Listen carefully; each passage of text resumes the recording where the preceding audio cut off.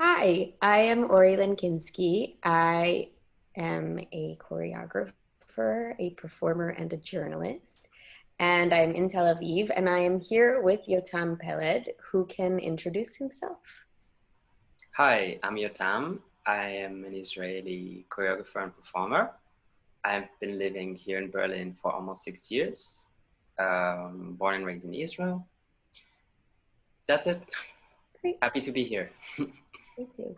I work with two different, let's say, qualities, even, and they can be physical qualities, but also emotional, and it can be something very surreal, which is wild and soft. Mm. And I think for me, they relate a lot to discourse about gender, but also about physicality in dance. I feel that in the piece there is a space that resembles for me what happens in a nightclub or what happens, when I dance or when someone lets go, the body go wherever it needs to go and express a lot of things. And in this piece, there are a lot of elements of maybe rage and lust and yeah, there's a lot of things coming in, and I try not to judge between like positive and negative. Just give space to kind of embody that. So I would say there's some wildness that I'm giving into.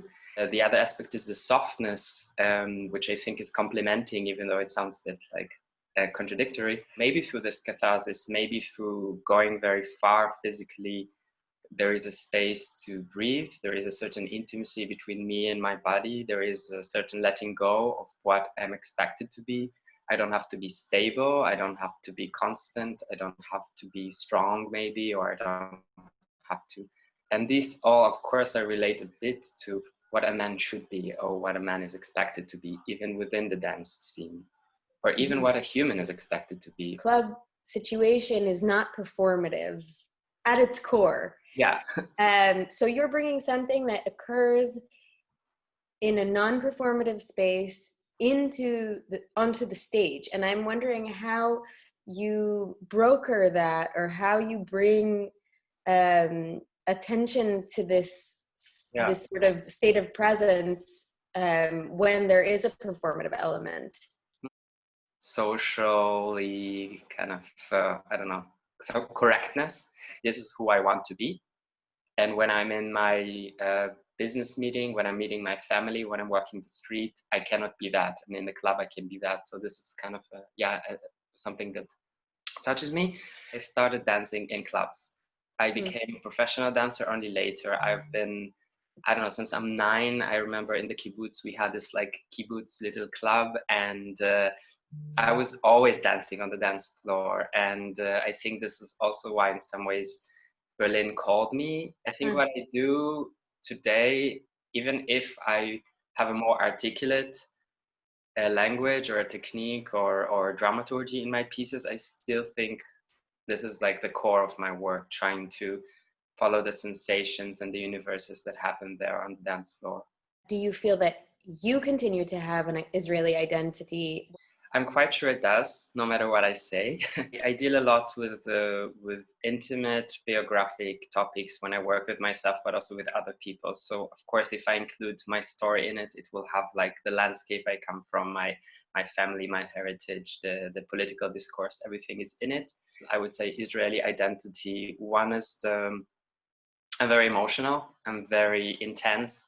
I'm very kind of in the moment as a performer and as a creator. And I feel this intensity is something very Israeli and Mediterranean, especially in performance. I'm working on 2 different projects. My creations are actually quite have a long span.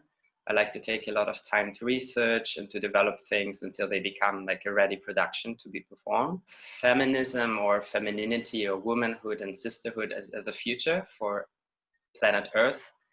Mm. And what is the role of man in that kind of move? It's a piece about prophecy, the let's say the link between ancient prophecy in Greek mythology or in Judaism and what is contemporary prophecy, which is for me a lot to do with artificial intelligence and social media. And yeah, it's also relating a lot to rave culture in the sense of outer body experiences and ecstatic experiences and what it is to be kind of in your subconscious, in your body, as a tool of prophesizing, as a tool of intuition.